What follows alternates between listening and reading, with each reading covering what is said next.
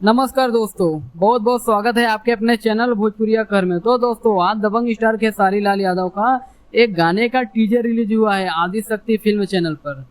तो दोस्तों, इसका टाइटल है यूपी पे गेम खेला। जी हाँ दोस्तों, इस सॉन्ग का टाइटल है यूपी पे गेम खेला, जैसा कि आप अपने मोबाइल स्क्रीन पर देख सकते हैं। दोस्तों, यह सॉन्ग थोड़ा फनी टाइप का होने वाला है।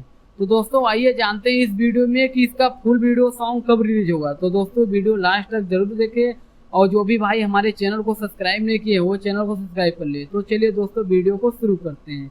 तो दोस्तों, दबंग स्टार खेसारी लाल यादव का यह सॉन्ग जिसका टाइटल है यूपी पे गेम खेला, दोस्तों यह सॉन्ग बहुत शानदार और जबरदस्त है।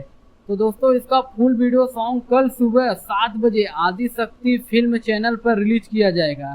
तो दोस्तों, इस सॉन्ग को लिखे हैं बोसे राम पुरी, और दोस्तों इसमें म्यूजिक दिए हैं श्याम सुंदर, और दोस्तों इस सॉन्ग को गाए हैं दबंग स्टार खेसारी लाल यादव। तो दोस्तों, कल सुबह 7 बजे आप लोग तैयार रहिए गर्दा उड़ाने के लिए। तो दोस्तों, इस वीडियो में बस इतना है, फिर मिलते हैं एक नए वीडियो में। तब तक के लिए धन्यवाद दोस्तों।